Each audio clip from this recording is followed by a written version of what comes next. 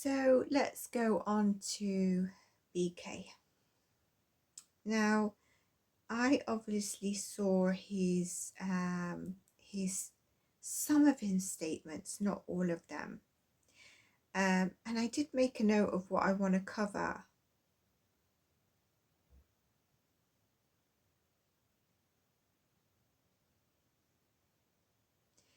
But I think a lot of you might find it boring for me to go into.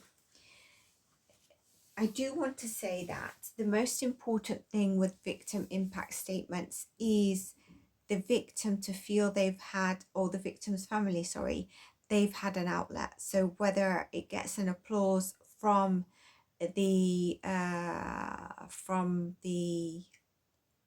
gallery, which I'll go on to in a minute, hopefully I don't forget, or not, that is not it's not important. It's important for you or the victim's family to walk away, feel you've had your outlet, and you feel better. So whether you did it unrehearsed or you did it rehearsed, and so actually I might go into this in a bit of detail because I want to pull cards. So I didn't watch everyone's. I did watch a bit of Dylan's, because when I feel heightened emotion, I feel it quite a lot because I have the clairsentient. Bethany had her statement read out. What I found interesting is everyone has been, rightly so, singing Olivia's praises, which is the sister of Kaylee, and the speech she did and delivered. And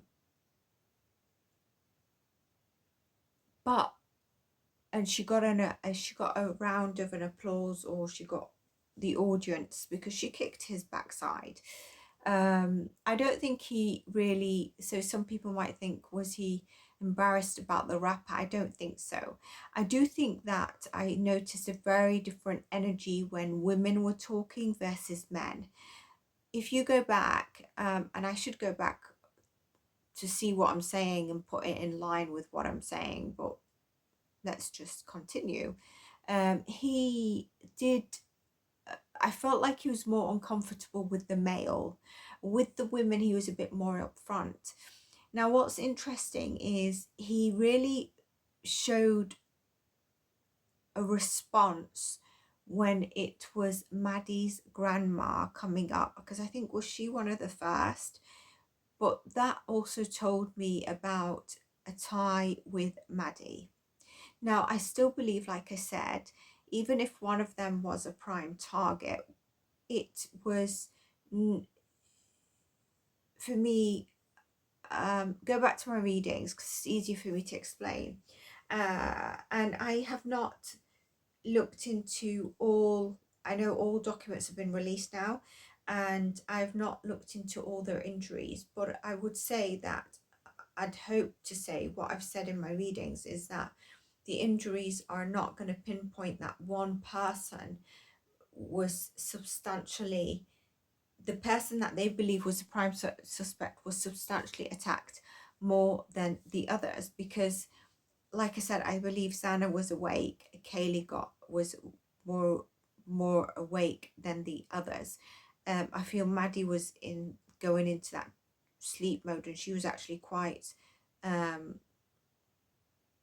in a sleepy, is this a nightmare kind of mode, but awake, getting awake with what was happening. Ethan was also in the bed, but I do believe Sana wasn't near Ethan.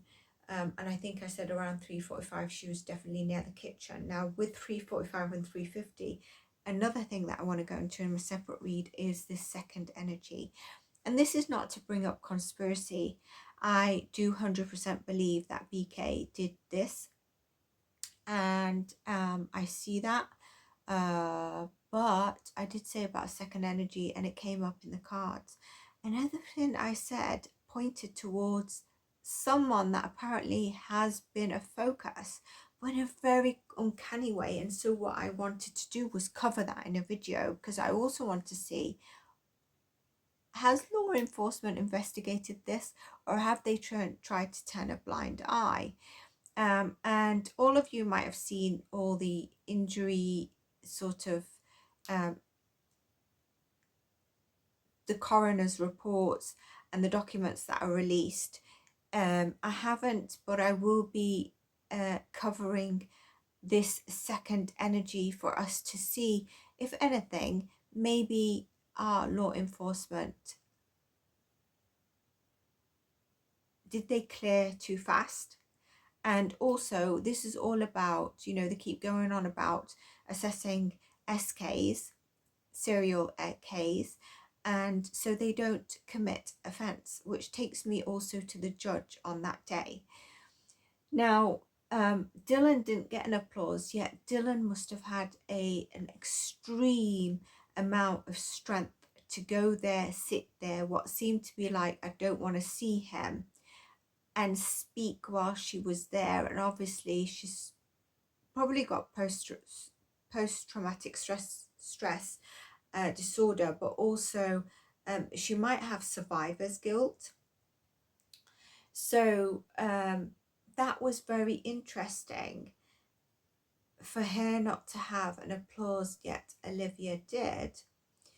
I do want to say that he actually moved a lot more than he's ever moved, even though people say he didn't really move, he didn't do stuff. He was moving, but very little movement. So it wasn't like very slow like this. It was just very little movements. He did move that. Now, I understand since then that there's been this thing about a black heart that was drawn. I don't know if anything has come of that, or is there still confusion? Did he draw it?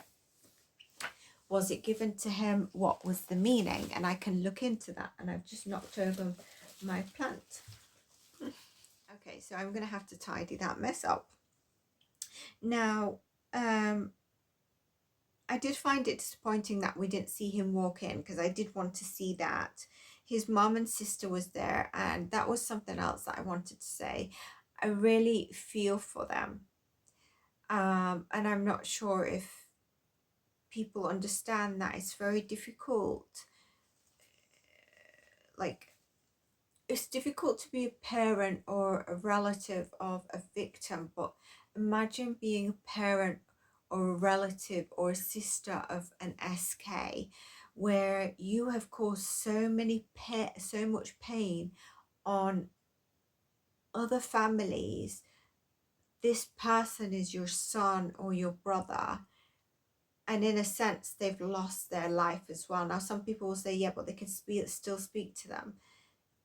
I don't mean it in that way. And then the amount of guilt that you have to live with, because it's your son, brother that's caused this pain inflicted on many, that's probably going to affect them for their lifetime. I don't know, I think it's very difficult. I thought he looked like he lost some weight. He was staring a lot and he wasn't moving his gaze. He was uncomfortable with some statements. There was an empty void. There was no remorse, empathy. He moved his chair and swiveled a bit, if you noticed that. He didn't seem fazed.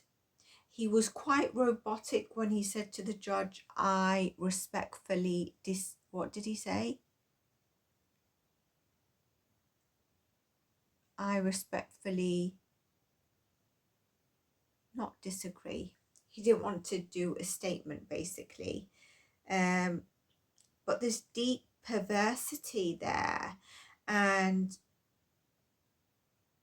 he did do a couple of nods. I don't know if you caught where they were. He did do a couple of nods of agreements. I caught him glance at the camera. The dynamic between him and men are very different to the women. You've got to go back and see that if you didn't catch it. And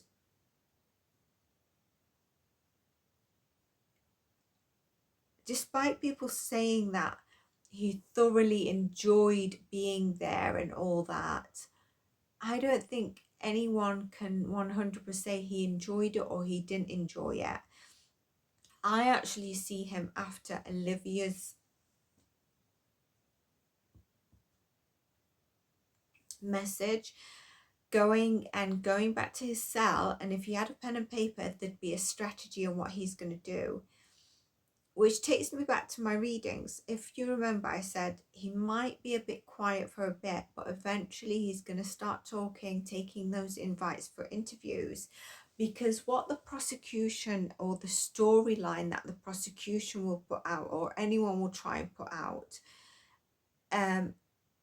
will not fit what his motive or what exactly happened. No one knows apart from him.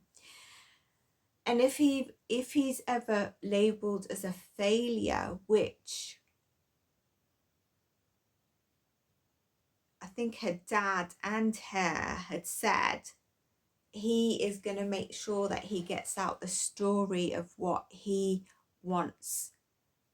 And I said it if he gets those things, like an unraveled storyline that the prosecution, someone puts together, that is nothing like what he wants to be seen as, what happened, what his motive was, and it makes him look like a failure, he's going to make sure he wants to put out whatever story context he wants.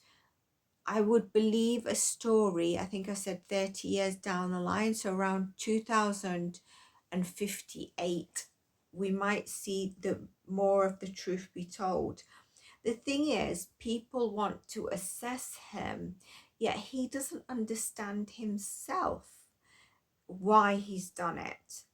In all honesty, he won't fully understand why and the idea. And going back to the way he responded, I did say he's very mechanical, intellectual, but disconnected from his emotions. Imagine being in that courthouse, all that emotions. And when I saw the pictures, it's not that big. I expected it to be bigger. It's quite small, the distance. And he's just not impacted with any kind of emotion. I sometimes see people that are on trial for serious convictions, and the judge might say something, and so, or there's an error from the judge and there's a little chuckle, and you'll see the person that's even up for something serious, that they might smile, even that they're worried through their teeth, because you pick up on the emotion. So imagine that heavy emotion, and he did not move. Going back to the emotions, I do, when I tap into the father of Kaylee and Olivia, I believe they got help from a psychologist or someone on how they can penetrate in him to try and irritate him. I believe they rehearsed it very well so that they didn't also break down. I believe I see that the father was told to tone down the anger, the way he delivers it. Don't be so angry. I felt the father was a lot more aggressive on the way he was going to come across. So that's what I do get there. What I'm going to do is I'm going to pull cards and see, did Bryan rehearse trying to be so stoic before going into there? So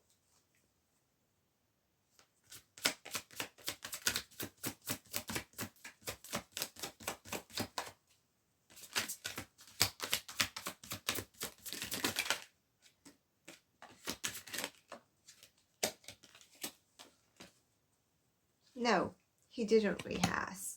So he didn't have to rehearse being like that, which tells you there is a significant issue there, isn't there?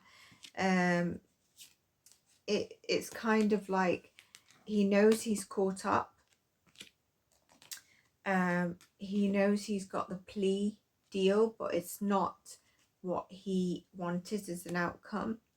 And it reversed the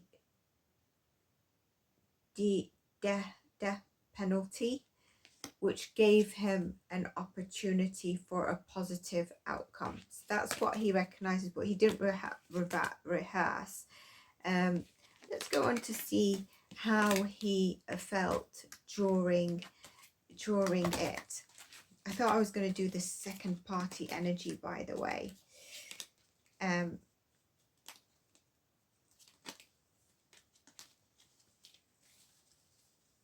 If you're enjoying the channel, please do support it. Please do subscribe and share so that it can get into the algorithm. I understand that a lot of people have marketing and SMEs that basically put their channels in front of the right people that will be interested in their audience. I don't have the finances to do that right now, and so the reliability will be on yourselves. Having said that, there's some of you and members that are going out your way to try and help, and I deeply appreciate that. I deeply notice that, so thank you for that. Now let's go back to my question before I forget and before I bore you. So what was I saying? How did he feel, right? So how did he feel overall during? How did he feel overall during? He was angry at some stage.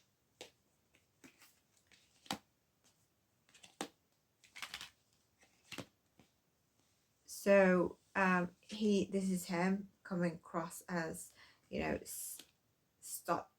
stoic, holding his positioning, his ground. He did feel like he was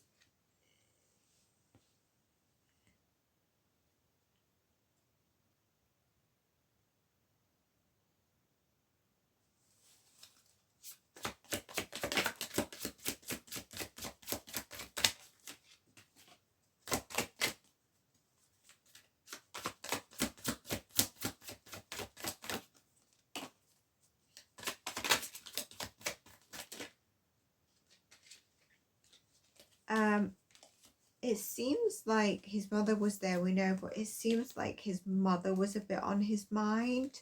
So I don't know if he acknowledged her at some stage before or after. He definitely didn't, I don't think, during it. And it seems like here I get that his mother was holding how he might have felt, or how he might have not have felt, like his deep inner knowing. The judge is here, okay? He felt the presence of the judge, and he definitely felt like there was rage and there was a going at him.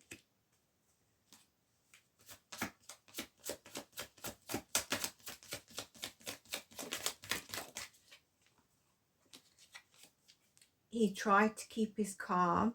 It's interesting, this is the second energy, okay, the night time. He tried to keep, not the night time, but this is the second energy I was getting in the cards. So he tried to keep that stoic even during being attacked and during what would feel like rage, even if it didn't look to us like rage. He definitely felt it like that, and he tried to keep stoic, in control. And the cards show me that he was very much in control. We saw his movement, but imagine someone else would not have been so much in control. How did he feel post?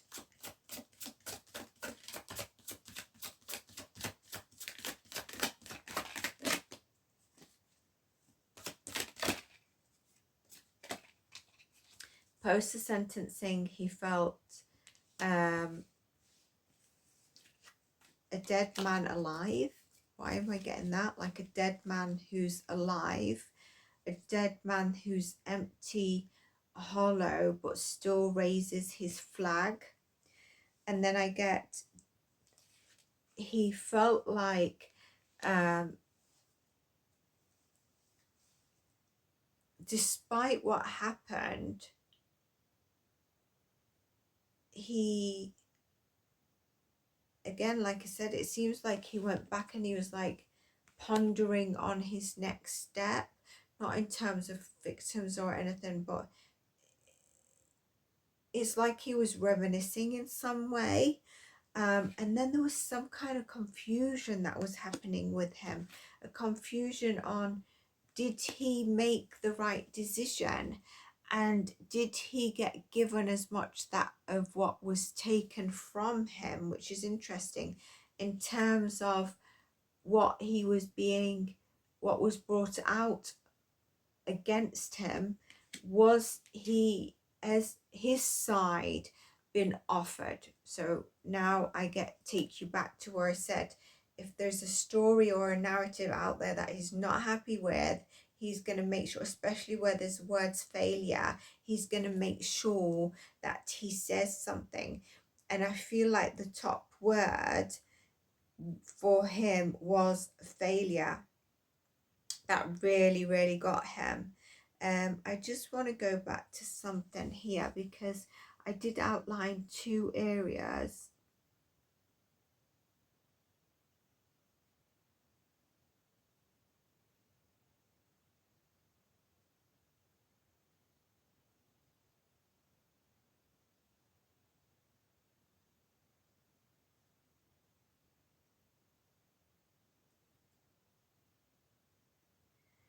There's a couple of things here that I want to go into around a few things that could have, I don't know if I should I go into assess that?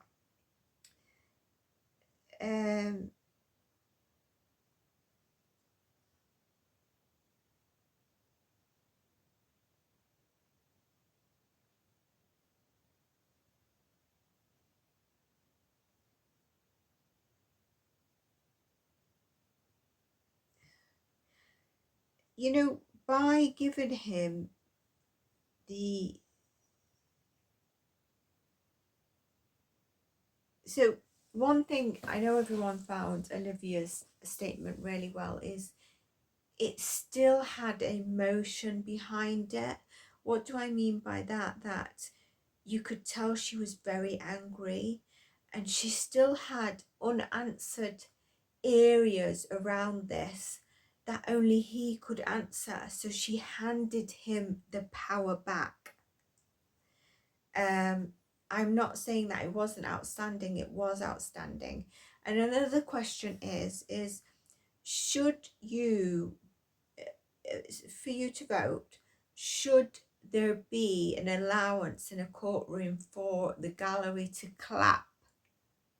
Usually in courtrooms you're not allowed to, yet it was allowed to, and the father and anyone who wanted to turn the podium to face him was allowed to by the judge. Usually that's not allowed. And the next day or 2 days later, I actually saw the Lori Vallow sentencing or impact statement day, and I think it was Kay Woodcock who wanted to turn to face her, and the prosecution stood up. You said, like, you can't do that. And I always remember in court cases, the judge says, you need to address me, you don't address the defendant. That judge really allowed, and some of you won't understand where I'm coming from, because you're going to be like, who gives an F? But if you notice, as soon as you allow a little crack, the crack becomes bigger and bigger, and that order in the court goes out the window. So I felt that that was a question. And then I felt there was some areas, I think this judge was an amazing judge, because like I said, he really wanted to make sure that he had things straight. I never think in a death penalty, I don't agree with, not to say I agree with it or I don't agree with that penalty. I think if there is that penalty, it should be across the board, and it should have a line of severity. To have it not in some states and some states not, And just because I see how the justice system work, it's really risky. But not to allow a third party or any defense for the defense, I think should not be something that is allowed as a law, a legislation on the DEATH penalty. I don't agree with that, because I don't think they always do get it right. In fact, I think there's loopholes. And I am going to go into that second energy, even though I don't believe that second energy did this. If anything, I want to show what I was getting means somehow there is that second energy, because the clues that are coming through in those readings are clues that I understand surround this second energy. So that says something. If psychically I was getting, and I have no clue about this person. So the judge, the judge and the prosecution were very much trying to kind of obviously show that this was horrific, that they feel for the families, and that no one should give him a day of attention. The problem with that is that it's kind of like, this is the end of the sentencing, now close the door behind him and forget him. If you're a family of the victims, you'll be like, what do you mean close the door and just forget him? How do we just forget this? How do we just move on? It can work both ways, and I think that's something that can be difficult to manage in a situation like this. Like, how do you manage how the family might be feeling? No, I can't just move on.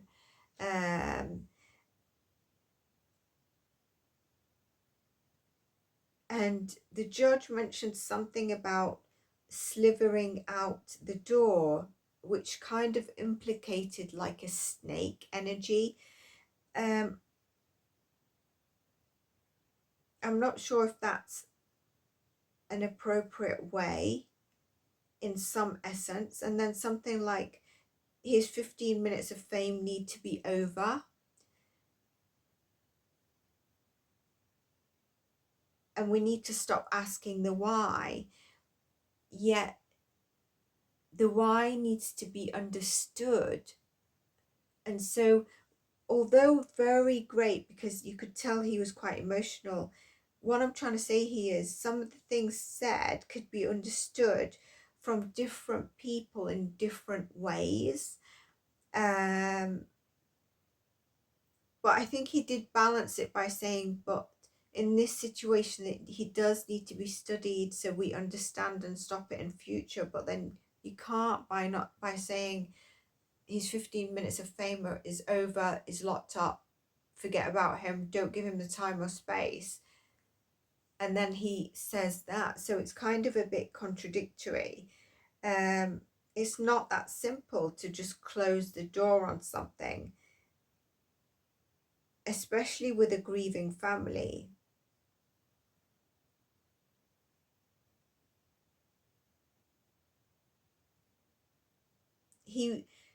BK himself needs to understand the why before we get anything, and he won't understand the why right now. So, it could even be like, I wonder if they've taken scans, the brain structure, the chemicals in the brain, and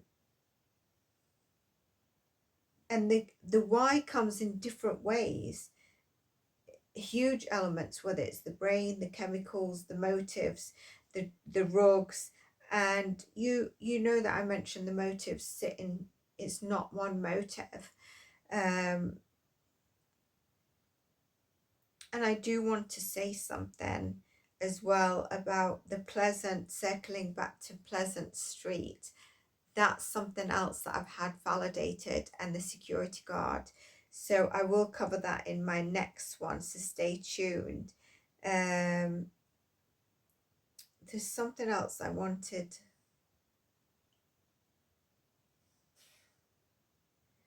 the other thing that I keep seeing is that a lot of people are saying he's not going to survive in prison. I think if he doesn't pee anyone off, and if he doesn't come across as like a know-it-all, which I've seen that in his energy. If you go back to the energy, like a know-it-all, he just shuts up a little bit, doesn't act scared, but doesn't act awkward and know-it-all. I think he's going to be fine. How many of them seem to be like this awkward presence on D row or in whatever? Does he get to see his family, by the way?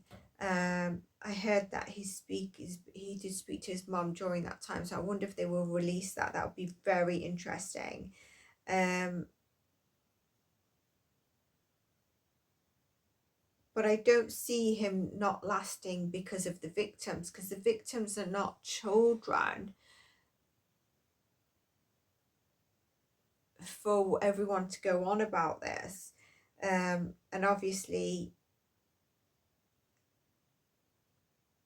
that's just my opinion and what I see there. But again, with high profile cases, if someone wants to do him, it's not because of the victims, again, it's because they've seen it's high profile. So if, for example, oh, Tony beat the shit out of BK, that's just so that Tony gets his 1 minute of fame on Central News or something. It's not for the reason that I feel a lot of people are thinking. Remember, I did say Maddie's father or father figure will come across very soft and very broken, and I did see that. I probably a bit worried there about him.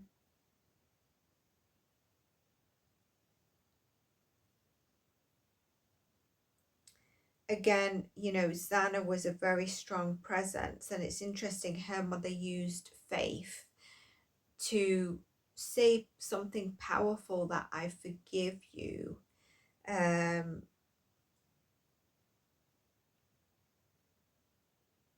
But that forgiveness is freeing. It's not for BK, it's for her and her family. And however the impact statements come across, I hope the family, the people felt a sense of relief. And I think they did, even though I believe the Gonzalez got coaching and they got time to rehearse. They got like, what can I put together that will really get at him, what type of person? And I do believe that they got help with that, and probably a lot of people will go down that route, so well done to them. We need to also recognize that Ethan's family not being there is just as powerful. Silence is powerful. You're a nobody. I don't really need to be there. You're going down. You're going down. What? You're not worth my breath. You're not worth a piece of my presence. You're not worth me saying anything. That's also quite powerful. I did see him be angered when one of them was talking about Ethan and Xana's love and bond. I saw a bit of anger in him then.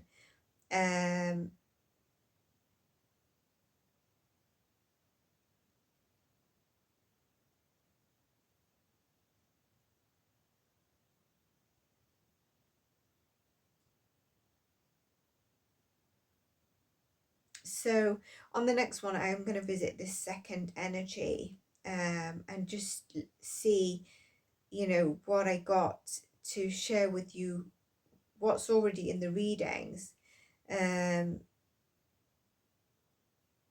Why did, it's interesting that Dad didn't turn up, so I wonder if the dad found it very difficult to be there.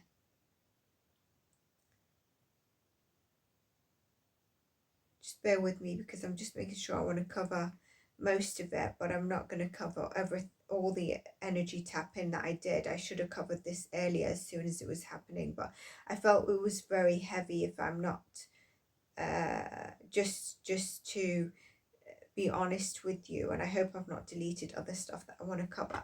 So now I just want to cover one question.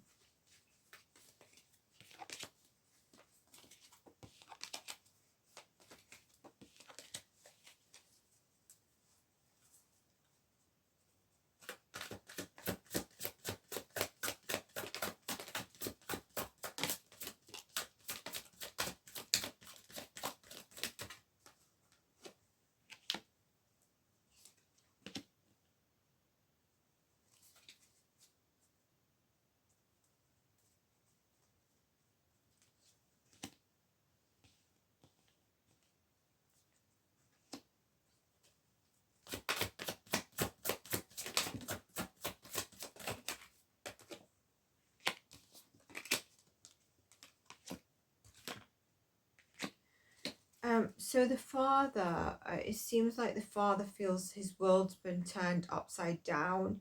He feels like he's not going to be able to handle the truths that were told, and sort of all the focus and attention of everything that is going to be told to his son, okay, in a negative way. Seeing his world's turned upside down, having to see his son in a different light, and then I get he wouldn't know if he could keep the balance. So whether it's his patience, sit there observing everyone, observing his son, and if you see, he sees his son here quite stoned, just, I don't mean rugs, but just like no emotion.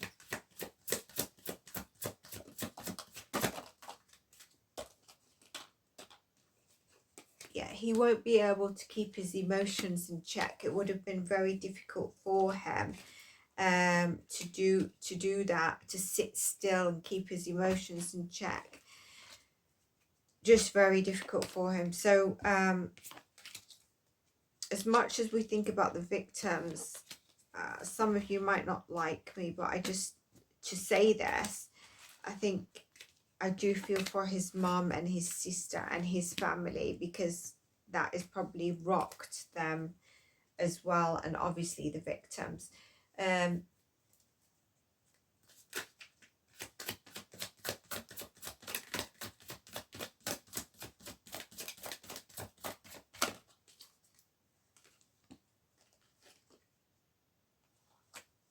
Yeah. Did they rehearse? Yeah, they mastered it. They were working on it diligently. The father was told, you know, you can't, it's best you tone it down. Don't go in, so, you know, tone it down one notch, a level.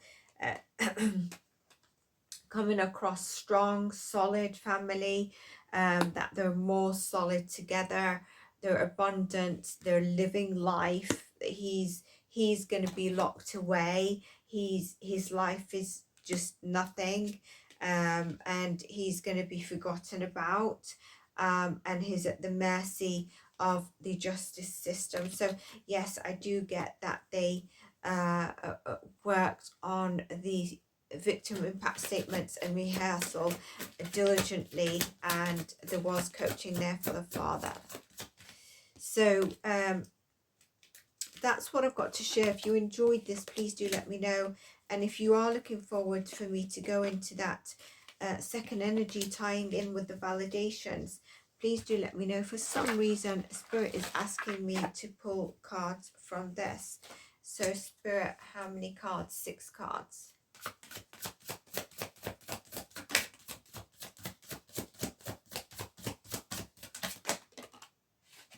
And I'll tell you what it relates to.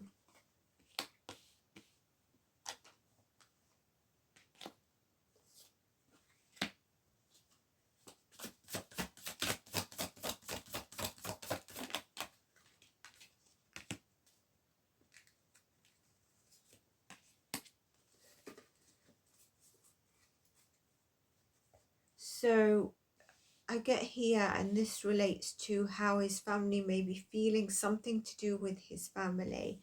Seeing him, that obviously he's now behind bars, they're feeling very trapped as well. They're feeling that devil in reverse. So they're feeling a freedom of something, which is that it wasn't an accident, and now this whole thing